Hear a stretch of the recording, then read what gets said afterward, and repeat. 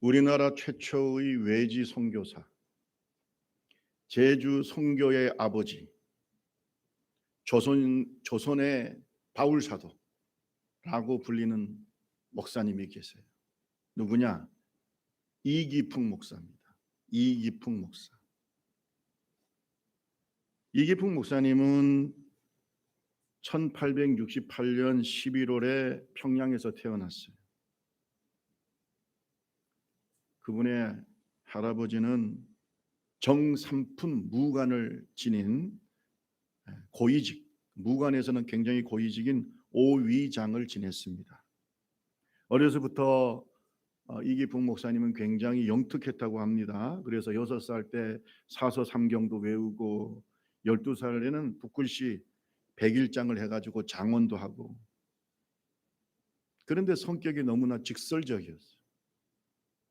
그래서 불의를 참지를 못해요. 자기가 의롭다고 생각하는 것은 어떻게든지 그것을 지키고 또 다른 사람들이 그 불의한 일을 하는 것을 용납하지 않았다, 그런 사람입니다.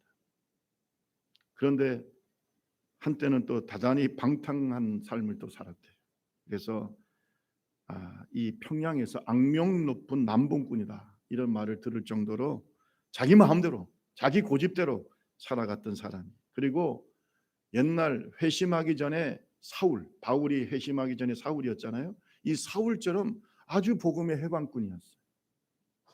아주 예수 믿는 사람들을 싫어했어요. 24살이 되던 해에 평양에서 개척하고 선교하던 사무엘 마펫 선교사님이 다니면서 전도를 하는데 굉장히 못마땅하게 생각했어요. 그래가지고 그 선교사님의 집을 찾아가서 돌을 던져가지고 선교사님의 집을 난장판으로 만들었어요. 그리고 이 마펫 선교사님이 주축이 되어서 장대현 교회, 유명한 그 장대현 교회를 건축하고 있는데, 또 건축하는 그 현장에 가가지고 완전히 또 아수라장을 만들어버려요. 수요 예배 드리려고 가던 마페 선교사님한테 돌을 던져가지고 선교사님이 여기 턱을 그대로 이 돌이 맞아가지고 깨지고 피가 낭자하게 흐르고, 그런 일이 벌어졌어요. 선교사님이 꼬꾸라지니까 그것을 보고 쾌재를 부리면서 집으로 갔다는 거예요. 도망갔다는 거예요. 그런데 이상하게 선교사님한테 돌 던지고 난 다음에 선교사님이 막 피를 흘리고 쓰러지시니까 마음에 걸렸다는 거예요. 마음이 걸렸어. 자꾸 피 흘리시는 그 마페 선교사님이 떠올랐다는 거예요. 마음, 양심의 가책도 가고. 그런 사람이 아닌데 마음이 좀 그렇게 됐다. 청일 전쟁이 벌어지니까 청일 전쟁의 그 위험을 피해 가지고 원산으로 갔는데, 그 원산에서 수알름 선교사님이라는 분이, 수알름 선교사님이 원산 지역을 다니면서 전도를 하고 복음을 전하는데, 그 수알름 선교사님을 우연히 길거리에서 봤는데 누가 생각이 났냐? 자기가 돌을 던져가지고 이 턱을 깨뜨렸던 마페 선교사 피 흘리는 모습이 생각이 나서 마음이 찝찝해졌어요. 왜냐하면 다 백인들이니까. 그렇게 보면서 자기가 고통을 줬던 그 마페 선교사님이 떠올랐어. 마음이 안 좋아. 그 집에 들어가 가지고 누워서 잠깐 잠을 청하는데 꿈속에서 가시관을 쓰시고 피를 뚝뚝 흘리시는 예수님이 나타났어요.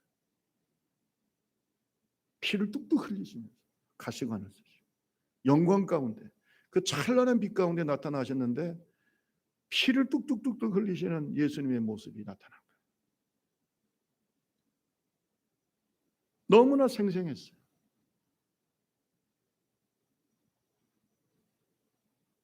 그런데 그 중에서 말씀이 들리기 시작합니다. 기풍아, 기풍아, 너는 왜 나를 핍박하느냐? 너는 나의 복음의 증인이 될 사람이다. 이런 영혼의 울림이 들리기 시작했어요. 분명하게 들렸어요. 너무 놀라서 깨어보니까 꿈이야.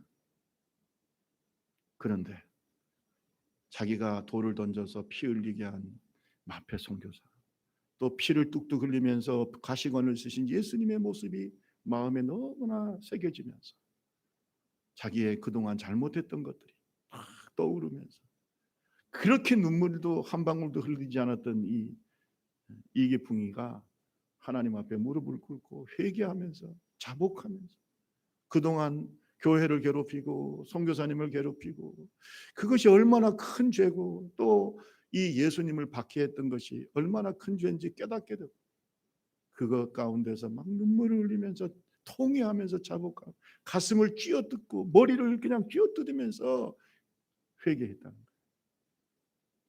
거기에서 담메색에서 부활하신 예수님을 만나서 회심한 바울 사도처럼 그 자리에서 회심하게 된 줄로 믿습니다. 회심하게 됐어요. 그래서 저는 생각해요.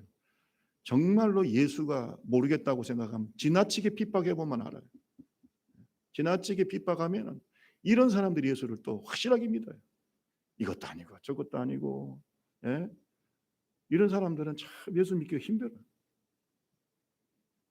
이기풍이라는 사람은 너무나 지나치게 교회를 박해했는데 그 가운데서 주님을 만난 줄로 믿습니다. 여러분 생각해 보세요. 마페 선교사님이 돌에 맞았는데도 그를 용서하고 사랑했기 때문에 그가 거기에 감동을 받고 이렇게 변화되게 된 줄로 믿습니다. 변화된 이 이기풍 목사님은 이제 평양 신학교를 졸업하고 난 다음에 일회 졸업생으로 졸업하고 난 다음에 그 장로교 총회의 결의를 받아서 제주도로 가게 됐어요. 여러분 그 당시 제주도는 유배지입니다. 아무도 안 가려고 하는 그 제주도를 사모님과 함께 떠났어요. 여러분 그 제주도라고 하는 것은 아프리카 오지와 같은 곳이고 또 무속신앙과 또 귀신의 문화가 가득했던 곳이었어요. 그곳을 계속해서 순회하면서 17년 동안 사역을 할 때 하나님의 놀라운 역사가 이기풍 목사님을 통해서 나타나게 된 줄로 믿습니다. 그래서 제주도에 그 성례교회라고 하는 교회를 세우고 그 외에도 금성, 조천, 성읍, 모슬포, 용수, 한림, 세화 교회 등등을 세우면서 제주도 복음화에 앞장서는 위대한 인물이 된 줄로 믿습니다. 그 제주도의 복음을 열심히 전하다가 나중에는 전라남도 해안 지방으로 내려와서 또 거기에서도 열심히 복음을 전했어요. 광주에서 복음을 전하고 순천, 고흥, 벌교, 돌산, 완도 등지를 다니면서 계속해서 복음을 전해서 많은 교회를 세웠습니다. 따라합시다. 조선의 바울 사도.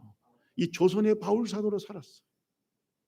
그러다가 칠순이 넘었는데 복음을 전하다가 그리고 신사참배를 반대하다가 1938년도에 체포가 되어가지고 77세의 나이에 순교하시게 됩니다.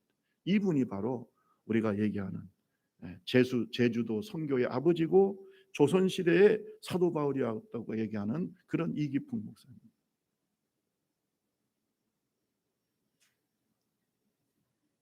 턱이 깨져도 용서하면서도 그렇게 방해를 받으면서도 불쌍히 여기는 그 마페 선교사의 복음 전도가 있었기 때문에 오늘날 이기풍 목사가 있는 거예요. 여러분, 복음을 전한다는 것은 성도의 사명이며 교회의 사명입니다. 교회의 설립 목적이 뭘까요? 복음을 전하고 전도하고 선교하는 것입니다. 이것은 예수님의 지상 최대의 명령인 줄로 믿습니다. 이것을 실천하는 교회가 건강합니다. 이것을 실천하는 교회가 생명력이 넘쳐요. 생명을 살리는 교회가 생명이 넘치는 거예요. 이 일을 하는 성도가 그 영혼이 건강한 겁니다. 제가 한 번은 이번에 교수님들을 만나서 얘기하면서 그랬어요. 내 영혼이 힘들고 고통스러우면 전도해야 돼. 전도하면은 영혼이 회복이 돼요. 여러분 중에서도 아이고 목사님 요새 마음도 힘들고 몸도 힘들고 자꾸 신앙도 깔아지는 것 같고 하나님은 점점 멀어지는 것 같고 전도하세요. 따라 옆 사람하고 한번 얘기하세요. 전도하면 회복됩니다. 시작. 그렇게 영혼이 안 움직이는 여러분 몸이 살찌고 안 움직이면 어떻게 해야 돼요? 몸이 병들고 하면 어떻게 해야 됩니까? 약도 써야 되지만 운동해야 되잖아요. 다이어트 해야 되잖아요. 운동하면 몸이 회복이 되잖아요. 여러분, 전도는 영적인 운동이에요. 전도해야 돼요. 그러면 교회가 살고 여러분 영혼이 살아요. 전도하는 사람은 기도하게 됩니다. 전도하는 교회는 기도하게 됩니다. 성령 충만하게 됩니다. 우리 좁은 길 교회가 건강한 교회가 되기를 바랍니다. 복음 전도의 사명을 감당하는 우리 좁은 길 교회가 되기를, 지금도 열심히 하고 있지만 더 이 코로나 시대가 힘들지만 열심히 전도의 사명을 감당하는 우리 좁은 길 교회가 되기를 주님의 이름으로 축원합니다. 여러분, 예수님께서 부활하셔서 제자들과 함께 계실 때에 한 40일 동안 함께 계셨어요. 그런데 제자들의 믿음 없는 것을 꾸짖었습니다. 여러분, 16장, 오늘 본문 말씀 16장 14절에서 16절을 보세요. 11 제자와 같이 음식을 먹어서 가룟 유다는 이제 자살해서 죽었고, 그런데 그때 예수님께서 그들의 믿음 없는 것과 마음이 완한 것을 꾸짖었습니다. 여러분, 마음이 완악해져요. 믿음이 없어.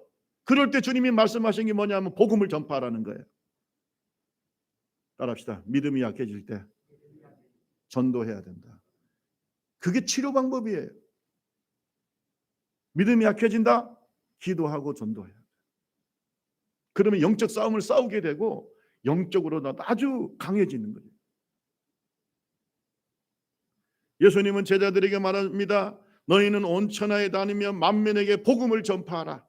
믿고 세례를 받는 사람은 구원을 얻을 것이요 믿지 않는 사람은 정죄를 받으리라.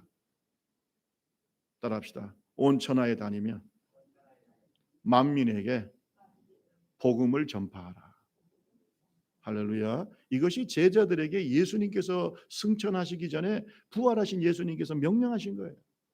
그래서 교회는 예수님의 몸이고 예수님의 제자들이잖아요. 이거 감당하지 않는데 뭔 제자예요? 해야 되는 거예요. 교회의 본질적인 사명이에요. 아멘. 아멘 소리를 이렇게 안 할 줄은 몰랐네. 아멘. 이게 뭐라고요? 교회의 본질적, 이거 안 하면 여러분 교회가 죽어요. 하나님의 뜻을 거스리는 거예요. 여러분, 갈릴리 바다와 사해의 차이를 아시나요? 이스라엘에는 두 개의 큰 바다가 있는데 하나는 갈릴리 바다고 하나는 사해 바다입니다. 갈릴리 바다는 사실은 담수호입니다. 호수예요. 얼마나 큰 호수냐면 바다 같은 호수예요. 그래서 갈릴리 바다라고 하는데 실제로는 호수입니다. 헐몬산에서, 그 헐몬산은 아주 만년설이 있는 높은 산이에요. 거기에서 맑은 물이 흘러서 갈릴리 바다에 들어와요. 이 갈릴리 바다 거기에는 많은 어종의 고기들이 살고 있고 수초도 있고 생명력이 넘쳐요. 근데 그 갈릴리 바다에서 요단강을 타고 쭉 내려가면 사해가 나와요. 사해는요 생물이 못 살아요. 왜냐하면 염도가 너무 높아. 여러분, 사해가 왜 그렇게 됐냐면 사해는 빠져나가는 게 없어요. 지중해보다 400m가 낮아요. 해수면이 지중해보다 400m가 낮고 갈릴리 바다보다도 200m가 낮습니다. 그러니까 물은 모이는데 빠져나가는 데가 없어요. 그게 사해예요. 그런데 여러분, 옆에 보면은 그 토질이 염분이 많은 데가 있기 때문에 여기에서 또 물이 들어오니까 염도가 굉장히 높은 바다가 됐다. 그래서 이걸 사해, 죽음의 바다라고 해요. 여러분 아마 간간히 여행도 해보셨고 또 뭐 그 사진이나 또 TV를 보면은 사해 바다 누워가지고 여러분 신문도 보고 책도 읽고 하는 거 봤죠? 네. 그 사해 바다는 사람이 둥둥둥둥 떠다녀요. 염도가 높아가지고 아무것도 살 수가 없어요. 차이가 뭐라고요? 갈릴리 바다는 열심히 내보내요. 아멘. 예, 헐몬산의 그 맑은 물을 받아들이고 난 다음에 요단강을 통해서 계속해서 사해로 내보내. 그러니까 계속 물이 순환이 되니까 건강한 바다가 돼요. 사해 바다는 아무것도 내보낼 데가 없어요. 죽은 바다가 되는 거예요. 옛말에 우리가 고인물은 썩는다고 그러지 않습니까? 우리 좁은 길 교회가 고인물이 되지 않길 바라고 사해가 되지 않기를 바랍니다. 복음을 받았어요. 은혜를 받았어요. 축복을 받았어요. 능력을 받았어요. 그러면 내보내야 되는 거예요. 아멘. 주님이 넘치게 주시는 겁니다. 넘치게 주시는 겁니다. 여러분, 내보내야 돼. 영적인 에너지가 우리가 충만해요. 은혜를 받았어요. 영적인 에너지가 충만해. 써야 되는 거예요. 여러분 몸도요. 힘도 내가 음식을 먹고 열심히 내 몸에 에너지가 넘치면 이 에너지를 써야 몸이 건강해지는 거지. 그냥 계속해서 에너지만 받으면 그 몸은 결국은 병들어 죽게 돼 있는 거예요. 영적인 원리는 똑같습니다. 씁시다. 우리 교회도 지금까지 열심히 선교도 하고 전도하는 교회인데 이 선교의 달을 맞이해서 더 열심히 써야 됩니다. 더 열심히 써야 돼. 코로나 때문에 힘들다? 힘들지만 우리는 어떻게 하든지 선교하고 전도하는 일에 기도하면서 애를 써야 되는 겁니다. 씁시다. 영적인 에너지를 하나님께 받아가지고 하나님의 축복을 받아가지고 자꾸 베풀어야 돼요. 여러분 열심히 베풀어도 열심히 써도 부족하지 않아. 하나님이 넘치게 주신다 이 말이에요. 여러분 갈릴리 바다는 항상 넘치는 은혜가 있다는 거예요. 넘치는 풍부한 축복이 있다는 거예요. 이번에 침례를 받는 분이 계셔서 너무나 감사해요. 우리 좁은 교회는 매년 침례 받는 자들이 넘치기를 주님의 이름으로 축원합니다. 네, 계속 새로운 사람들이 들어와야 됩니다. 새로운 영혼들이 구원받아야 돼요. 이 교회가 생명 넘치는 갈릴리 바다가 돼야지 사해 바다가 돼서는 안 된다. 마페 선교사님의 그 선교가 이기풍이라고 하는 조선시대의 바울 사도를 만들어낸 것처럼 우리 좁은 교회를 통해서 세상을 구원하는 위대한 인물들이 나오기를 주님의 이름으로 축원합니다.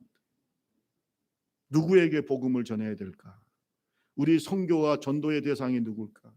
누구에게 복음을 전해야 될까? 오늘 본문 말씀에 명확하게 주님이 말씀하고 있습니다. 우리 16장 15절을 같이 한번 읽어봅시다. 16장 15절 다 같이 읽습니다. 시작. 또 이르시되 너희는 온 천하에 다니며 만민에게 복음을 전파. 뭘 전파라고요? 만민에게 온 천하에 다니며 만민에게 복음을 전파하라. 여러분 이 만민은 유대인만 아니라 유대인을 넘어서 예루살렘과 온 유대와 사마리아 뭐예요? 땅 끝까지 만민에게 모든 민족에게 모든 족속에게 all nations 모든 족속에게 복음을 전파하라. 여러분 이 말씀이 그 당시 베드로나 유대인들이었던 유대인들로 구성된 주님의 제자들에게는 큰 도전이었어요. 왜냐하면 그들은 유대인들입니다. 이스라엘 사람들이 선민 사상이 완전히 찌들려 있어요. 오직 구원은 유대인들만 받고 이스라엘만 하나님의 백성이라고 하는, 그리고 나머지 이방인들은 사람 취급을 하지 않았던 그러한 선민 사상, 자기들만 선택된 백성이라고 하는 그러한 선민 사상에 찌들려 있던 사람들입니다. 그런 사람들에게 예수님께서는 복음의 확장성을 말하고 있는 거예요. 할렐루야. 너희들만 구원받는 게 아니라 복음을 듣는 모든 민족이 구원을 받는다. 만민에게, 대한민국을 포함해서, 동쪽에 이름 없던 나라 대한민국까지 포함해서 만민에게 복음을 전파. 우리가 그렇게 싫어하는 일본까지도 포함해서, 좀 아멘. 예? 우리가 그렇게 싫어하는 일본까지 포함해서, 또 우리와 전쟁하는 저 북한까지 포함해서, 중국까지 포함해서 만민에게 복음을 전파. 여러분 우리의 전도와 선교는 하나님의 선교에 기초하고 있어요. God mission. 하나님의 선교. 무슨 말입니까? 하나님이 높고 높은 보좌에 계시다가 낮고 천한 이 세상에 자기 외아들 예수 그리스도를 보내신 것, 이것이 바로 하나님의 선교예요. 여러분 원래 인간은요 하나님과 원수되었던 자들이에요. 하나님의 말씀에 불순종하고 하나님과의 이제 에덴 동산에서 쫓겨나가지고 영원한 죽음 속에 살 수밖에 없는 그 인간들에게 예수님께서 이 땅에 오심으로 하나님의 선교를 실천하신 줄로 믿습니다. 그래서 우리의 선교와 우리의 전도는 하나님의 선교에 기초하고 있는 겁니다. 여러분 우리와 하나님 사이가 그렇게 좋은 사이가 아니었어요. 그래서 성경에 에베소서 2장 1절에 보면 허물과 죄로 죽었던 너희를 살렸다 그래서, 따라합시다. 허물과 죄로 죽었던 너희를 예수님을 통해서 살리셨도다. 할렐루야. 하나님과 원수로 행하던 우리, 여러분 예수 믿기 전에는 다 하나님과 원수였잖아요. 그런데 예수님이 선교사로, 최초의 선교사로 이 땅에 오셔서 우리를 구원하신 줄로 믿습니다. 이걸 우리가 God's mission이라고 합니다. 미시오 데이라고 합니다. 여러분 이것이 하나님의 선교야. 하나님의 선교를 우리가 교회가 실천하는 거예요. 그런데 이 선민사상의 틀을 가장 깨기 어려웠던 사람이 누구냐? 베드로입니다. 베드로는 이제 유대인인데 아니 만민에게 복음을 전파하라? 쉽지 않아요. 쉽지 않아요. 그래서 하나님께서는 이 베드로의 선입관을 깨기 위해서 환상을 보여주신, 성경에 보면은 하나님께서 가이사랴에 있는 경건한 로마의 백부장이었던 고넬료를 구원하기 위해서 베드로를 보내기를 원하셨어요. 근데 베드로의 마음속에는 이 선민 사상이 꽉 차 있어요. 이스라엘 백성들만 하나님의 선택된 백성이고 구원받은 백성이라는 것이 아예 그냥 마음속에 그냥 꽉 자리를 잡고 있어요. 그래서 하나님께서 안 되겠다. 그래서 베드로에게, 베드로가 밤 한 낮 12시, 성경에 보면 6시라고 나와 있는데 낮 12시입니다. 이제 자기 지붕에 올라가 가지고 요바에 있는 집 지붕에 올라가서 항상 그 시간에 기도를 하는데, 하나님께 기도를 하고 있는데 갑자기 환상을 보여주시는 겁니다. 여러분 성경에 보면 사도행전 10장 10절에서 16절에 그 광경이 기록이 되어 있어요. 몹시 배가 고픈 가운데 12시니까 하나님 앞에 기도하고 있는데 갑자기 환상이 보이면서 하늘에 큰 보자기 같은 것이 내 귀를 이렇게 줄이 매달려 가지고 내려오는데, 그 보자기 안에는 온갖 네발 짐승, 땅에 기는 것, 공중의 새들이 들어 있어. 율법에서 금한 그런 부정한 음식들이 가득 차 있어. 갑자기 하늘에서 음성이 들립니다. 베드로야, 베드로야, 일어나 잡아먹어라. 베드로가 주님께 말합니다. 주님, 그럴 수 없어요. 저는 지금까지 율법에서 금했던 속되고 깨끗하지 않는 것은 한 번도 먹어본 적이 없어요. 하나님께서 말씀하십니다. 하나님께서 깨끗하게 하신 것을 속되다고 말하지 마라. 또 두 번째 음성이 들리고 또 세 번째 음성이 들립니다. 따라합시다. 하나님께서 깨끗하게 하신 것을 속되다 하지 마라. 여러분, 그 음성을 세 번 듣고 난 다음에 이상하다, 왜 하나님께서 이런 환상을 세 번이나 나한테 보여주실까 하고 생각하고 있을 때에 고넬료가 보낸 부하와 종들이 도착하게 돼요. 아이고, 거기에 베드로 사도 계십니까? 베드로 선생님 계십니까?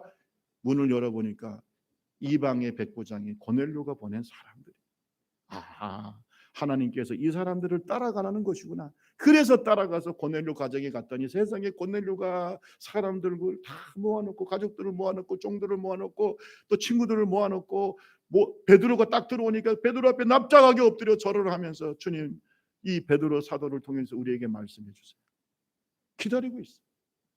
베드로가 말씀을 전할 때 놀라운 역사가 나타나고 있어.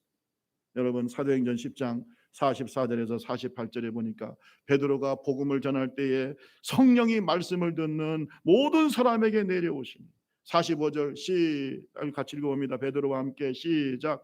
베드로와 함께 온 할례 받은 신자들이 이방인들에게도 성령 부어주심을 말미암아 놀라니 이는 방언을 말하며 하나님 높임을 들음이라. 여러분, 말씀을 듣는데 성령이 임했어요. 말씀을 듣는데 성령이 임했어요. 이것이 바로 이방인 최초에 임한 성령 세례예요. 이방인들에게 최초로 하나님께서 성령을 내려주셨어요. 여러분, 그 전에는 오직 베드로나 이 유대인들에게만 성령이 임했어요. 그런데 최초의 이방인들에게 성령이 임하셨어요. 그 모습을 보고 베드로가 뭐라고 했어요? 아, 성령께서 이렇게 임하시는데 우리가 저 예수 믿는 저 사람들에게 세례를, 물로 세례를 주는 걸 금할 이유가 뭐가 있냐? 그래서 물로 그 다음에 세례를 베풀었다. 성경에 그렇게 기록이 돼요. 물로 세례 받기 전에 성령 세례를 먼저 받은 사람들이 바로 고넬료 가정의 사람들.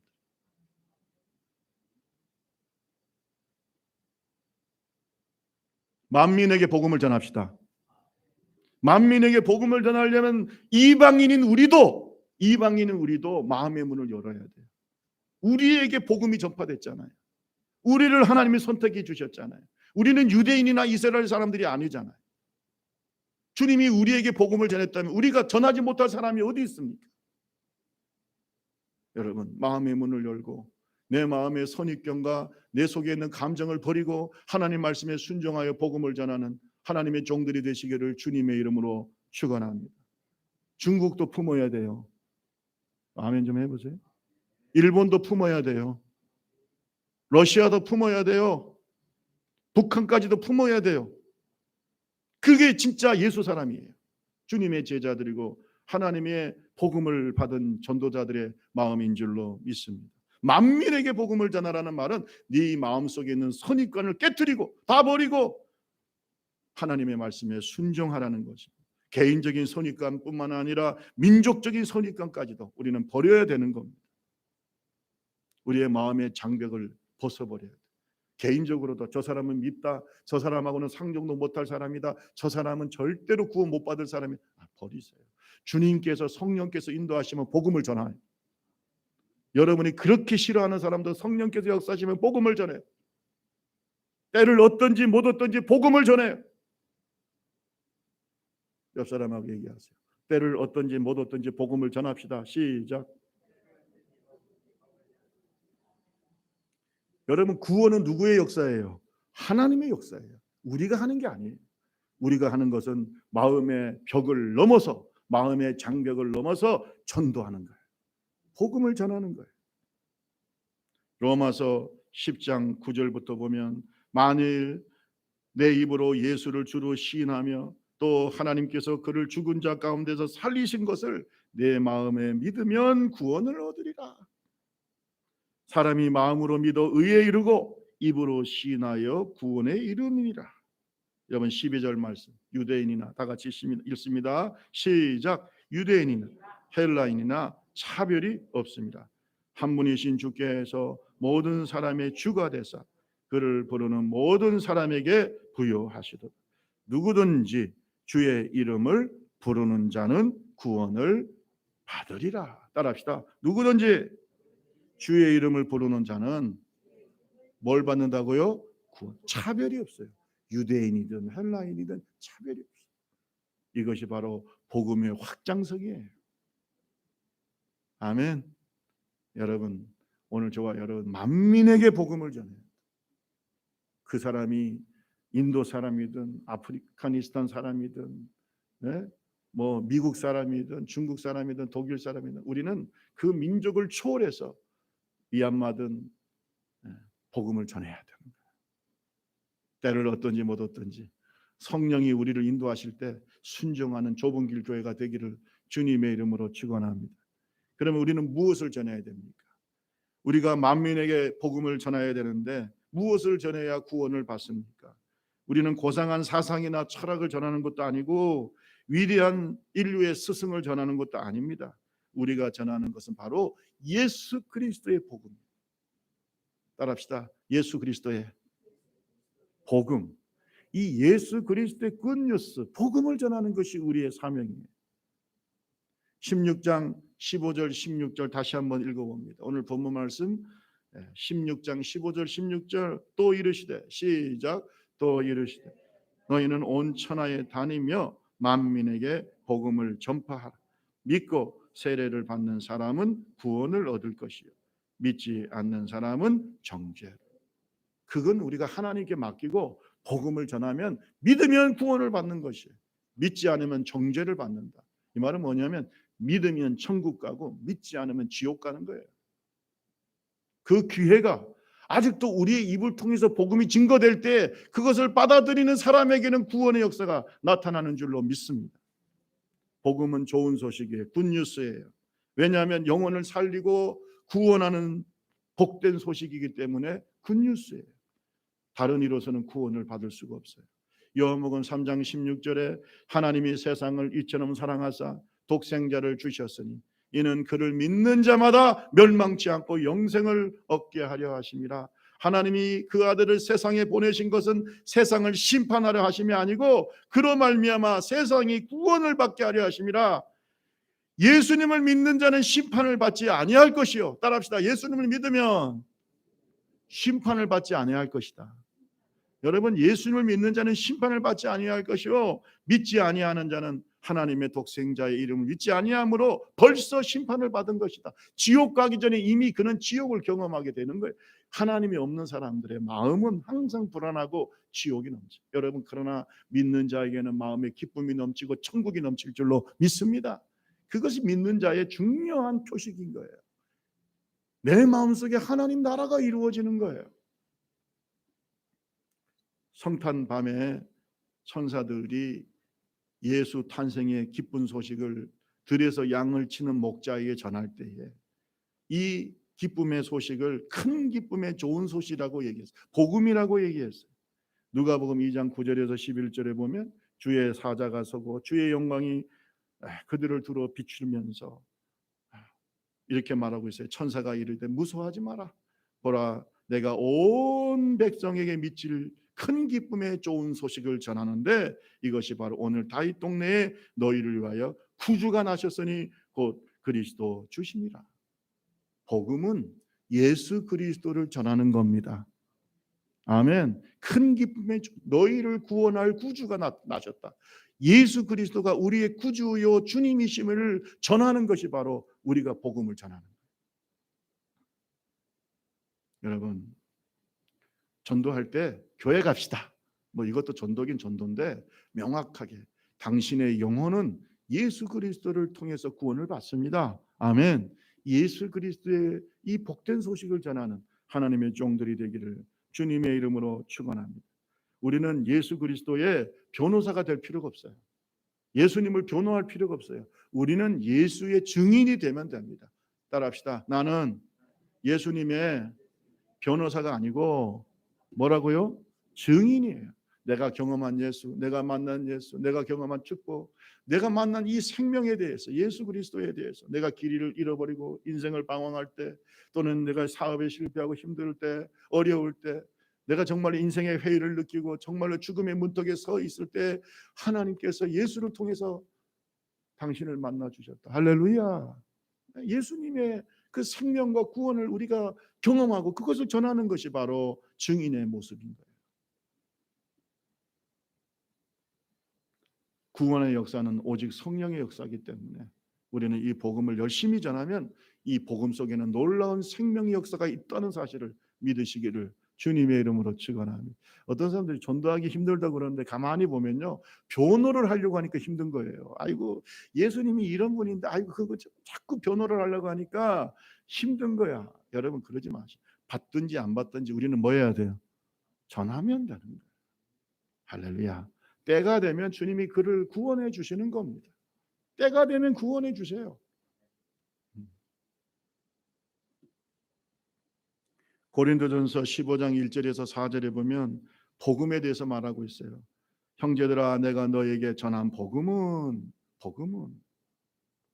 내가 전한 말을 굳게 지키고 헛되이 믿지 아니하였으면 예수 그리스도로 말미암아 구원을 받으리라. 그러면서 3절에 보면 내가 받은 것을 먼저 너에게 전하였노니 이는 성경대로 그리스도께서 우리 죄를 위하여 죽으시고 장사 지낸 바 되셨다가 성경대로 사흘 만에 다시 살아나셨느니라. 이게 복음입니다.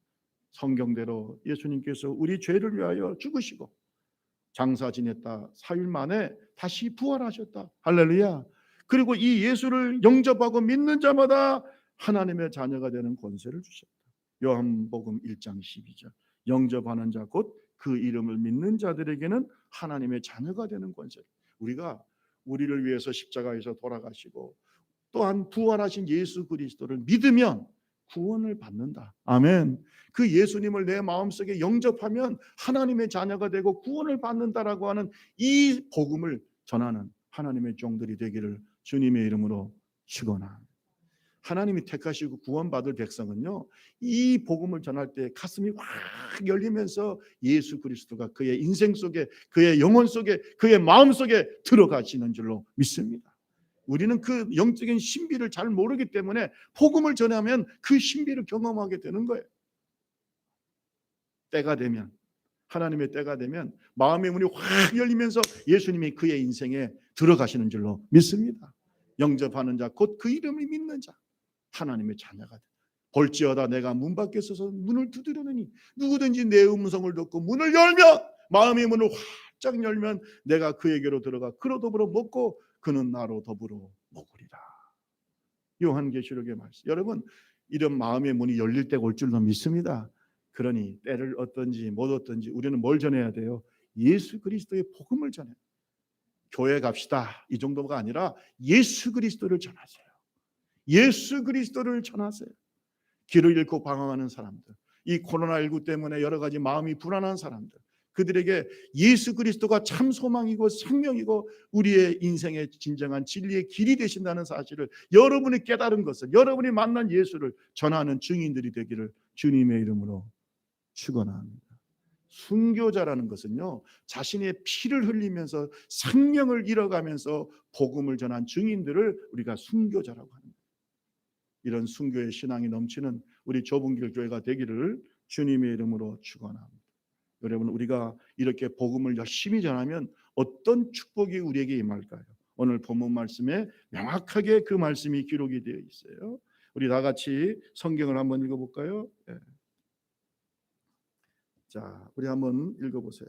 자, 17절부터 다 같이 읽습니다. 시작. 믿는 자들에게는 이런 표적이 따르니 곧 그들이 내 이름으로 귀신을 쫓아낸 새 방언을 말하 뱀을 집어 올리며 무슨 독을 마실지라도 해를 받지 아니하며 병든 사람에게 손을 얹은즉 나. 20절 시작. 제자들이 나가 두루 전파할세 주께서 함께 역사하사 그 따르는 표적으로 말씀을 확실히 증언하시니라. 믿으시면 아멘. 여러분, 우리가 복음을 전하는 교회가 되고 복음을 전하는 하나님의 사람이 될 때에 제일 먼저 주시는 축복은 하나님의 임재예요. 따라합시다. 하나님께서, 크게 따라하세요. 하나님께서 함께 하신다. 여러분, 목사님, 저는 지금까지 교회 다니면서 하나님이 나와 함께 하시는 걸 잘 모르겠어요. 전도하세요. 복음을 전하세요. 성경에 충실하세요. 우리 좁은 길 교회가요, 하나님의 역사를 경험하려면 복음을 전해야 되는 거예요. 아멘. 선교해야 돼요. 어느 나라든지 누구든지 복음을 전하고 선교를 하면 하나님의 임재를 경험하게 돼요. 내가 너희와 항상 함께 있으리라. 오늘 본문에도 뭐라 그랬어요? 제자들이 두 그루 나가 전파할세. 복음을 전하니까 주께서 함께 역사하사. 따라합시다. 주께서. 크게 따라해요. 주께서 함께 역사하사. 이게 하나님의 임재를 경험하는 거예요. 예수님께서 약속하셨잖아요. 마태복음 28장 18절에서 20절에 예수님께서 나와 말씀하시되 하늘과 땅의 모든 권세를 내게 주셨으니 그러므로 너희는 가서 모든 민족을 제자를 삼아 아버지와 아들과 성령의 이름으로 세례를 베풀고 내가 너희에게 분부한 모든 것을 가르쳐 지키게 하라. 볼지어다 내가 세상 끝날까지 너희와 항상 어떻게 했어요? 함께 있으리라. 따라합시다. 항상 함께 있으리라. 누구에게 함께 있느냐? 복음을 전하는 자들과 함께 있는 거예요.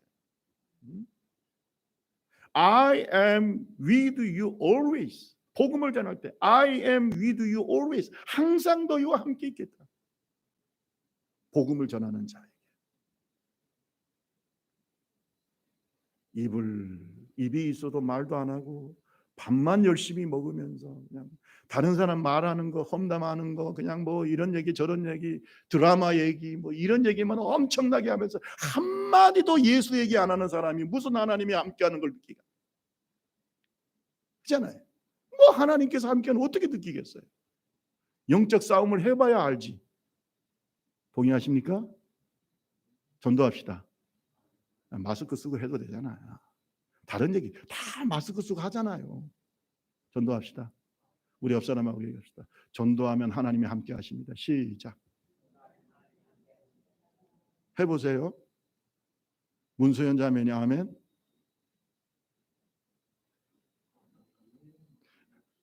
처음 예수 믿을 때 열심히 전도하는 거다. 열심히. 할렐루야. 앞자리가 금자리라니까. 그래서 제가 자꾸 얘기하는 거예요. 전도합시다. 전도하죠. 전도 열심히 해요. 여러분, 전도하면 하나님의 능력과 하나님의 놀라운 성령의 능력을 경험하게 돼요. 믿는 자에게는 이런 표적이 따른다. 사인스. 표적이 달라. 그것이 뭐냐면 예수님의 이름으로 귀신도 쫓아내고 새 방언을 말하고 뱀을 집어 올리고 무슨 독을 마실지라도 해를 받지 아니하고 병든 자에게 손을 얹은즉 나으리. 우리가 지난번에 미얀마 갔을 때 또 베트남 갔을 때 제가 갔을 때 복음을 전할 때 치료 역사가 막 나타났어. 거기에서 막 목사님이 너무 재밌으니까 목사님 다음에 오실 때는 집회를 합시다. 그런데 못 갔어요. 코로나 때문에. 장로님도 그때 들으셨어요. 아니 그냥 여기 텐트 치고 집회를 하자고. 장로님 그 말 했어요 안 했어요? 했잖아요. 그래서 가려고 했더니 딱 코로나가 걸려가지고 못 갔네. 기회가 올 줄로 믿습니다. 그러니까 때를 얻든지 못 얻든지 복음을 전하면 놀라운 하나님의 능력과 사인, 역사가 나타나는 거예요. 여러분 하나님이 살아계심을 믿습니까? 언제 그 능력을 경험하게 되냐? 복음을 전할 때 나타나는 겁니다. 여러분 복음을 전하는 교회들은요 생명력이 넘칩니다. 하나님의 능력이 넘칩니다. 복음을 전하는 하나님의 백성들에게는 항상 기도가 있고 항상 그 복음의 능력이 넘치게 돼 있어요. 그래서 성경에 보니까 복음을 전하는 자에게 주시는 가장 축복이 뭐냐? 하늘의 복이 넘치게 된다는 것이죠. 여러분 이사야 52장 7절에 보면 좋은 소식을 전하며 평화를 공포하며 복된 좋은 소식을 가져오며 구원을 공포하며 시온을 향하여 이르기를 내 하나님이 통치하신다 하는 자의 산을 넘는 발이 어찌 그리 아름다운가. 따라합시다. 전도자의 발은 뭐라고요? 아름답다. 하나님이 아름답다는 거죠. 아름다운 발이 됩시다. 좋은 신발을 신어서 아름다운 게 아니라 복음의 신을 신어야 아름답다. 우리 좁은 길 교회가 아름다운 발들이 많기를 바랍니다. 다니엘서 12장 3절에 보면 우리 한번 읽어보세요. 다니엘서 12장 3절 다 같이 한번 읽어볼까요? 지혜 있는 시작. 지혜 있는 자 궁창의 빛과 같이 빛날 것이요 많은 사람을 옳은 대로 돌아오게 한 자는 별과 같이 영원토록. 여러분 물어봅시다. 이기풍 목사님 많은 영혼을 살리고 교회를 세운 이기풍 목사님 하늘의 별과 같이 빛날까요? 안 빛나요? 빛나겠죠. 최권능 목사님 교회를 80개 이상 세우고 옛날 일제시대 때 많은 일본 제국지 시대 때 많은 일제강점기에 교회를 세웠던 그 최권능 목사님도 하늘의 별과 같이 빛나. 여러분 어차피 우리는 하늘나라 갈 사람들인데 하늘나라에서 별과 같이 빛나는 종들이 되길 바랍니다. 세상 사람들은 뭐 좋은 일도 하고 뭐 이것저것 해가지고 그냥 세상의 명예를 얻지만 예수 믿는 사람의 최고의 명예는 영혼을 살리는 거예요. 영혼을 살리는 거야. 그것이 최고의 명예예요. 하나님이 그런 사람을 인정해 주시는 겁니다. 디모데후서 4장 7절 8절에 보면 바울 사도가 이런 말을 했어요. 내가 선한 싸움을 싸우고 달려갈 길을 마치고 믿음을 지켰으니 이제후로는 나를 위하여 뭐가 예비되었다? 의의 면류관이 예비되었으므로 주 곧 의로우신 재판장이 그날에 내게 주실 것이며 또 주의 나타나심을 사모하는 모든 자에게도 주실 것이다. 여러분 오늘 우리가 복음을 전하는 삶을 살면 주님께서 별과 같이 빛나게 하시고 여러분의 가문을 빛나게 하시고 여러분 자손들을 빛나게 하시고 그러한 전도자의 가문을 축복하시고 할렐루야. 그리고 하늘에서 의의 면류관을 다 준비하고 계시는 거예요. 저희 어머니가 아버지 어머니가 교회를 4개를 개척하셨는데 저는 하나님께 기도합니다. 내가 목사인데 장로 권사도 4개를 개척했는데 더 많이 개척하게 해달라고 기도하고 있어요. 국내뿐만 아니라 해외에. 뭐 하면 안 하실 줄 압니다. 분명히 계산할 거예요. 저게 교회 하나 세우는데 돈이 얼마 드는데 지금 그런 말씀.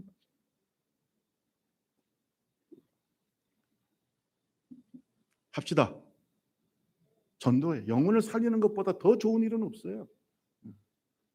여러분, 이거는 제 마음의 소원인데 하나님께서 큰 일을 우리 교회를 통해 하실 줄로 믿습니다.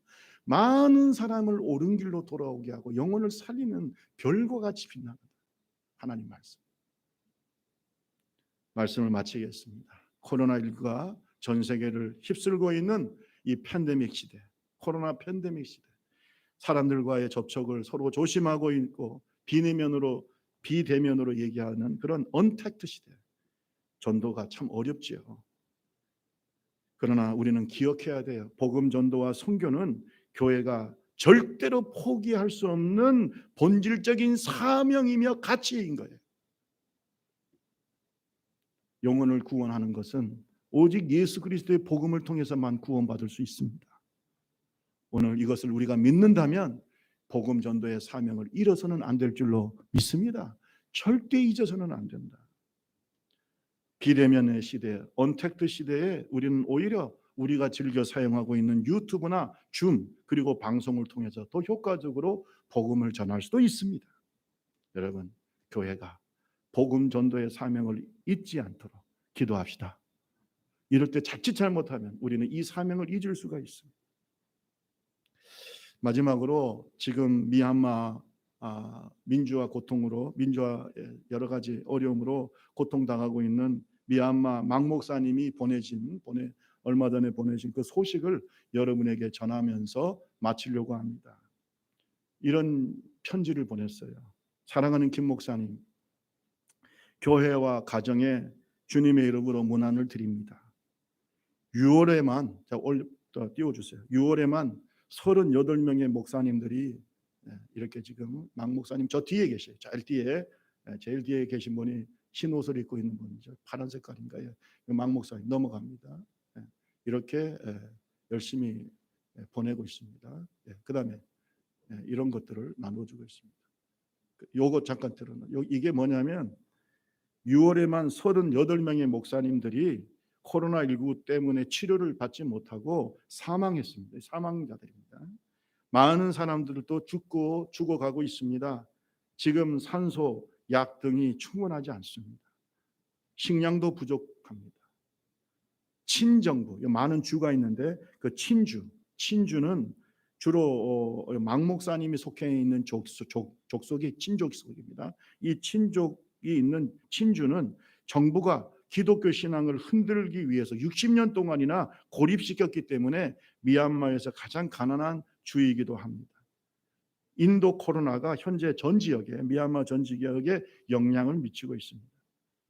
도시들과 마을들에게서는 시민군, PDF라고 하더라고요. 시민군과 군부 사이에 싸움이 계속되고 있고 폭발 사고도 끊임없이 일어나고 있습니다. 서로 매복하고 싸우기 때문에 우리는 정말로 알 수 없는 위험 속에 놓여 있습니다. 이 와중에도 지난주 7명의 사람이 고아 어린이들을 돕는, 고아 어린이들에게 음식을 나눠주는 이 피딩 프로그램을 통해서 7명의 사람들이 예수님을 구세주와 주님으로 영접하고 거듭나는 역사가 일어났습니다. 이 와중에 지금 막 데모하고 이런 와중에도 막 목사님은 지금 7명의 영혼을 구원했다.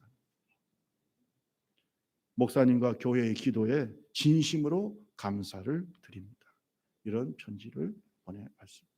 여러분, 전도 선교의 달인데 이 헌신의 달에 우리가 잊지 않고 기도하는 하나님의 종들이 되기를 주님의 이름으로 축원합니다.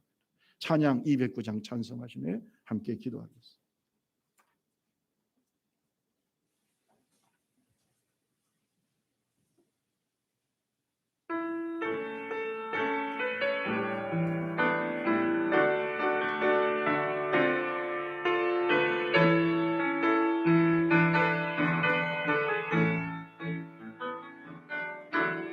많은 사람들 참된 진리를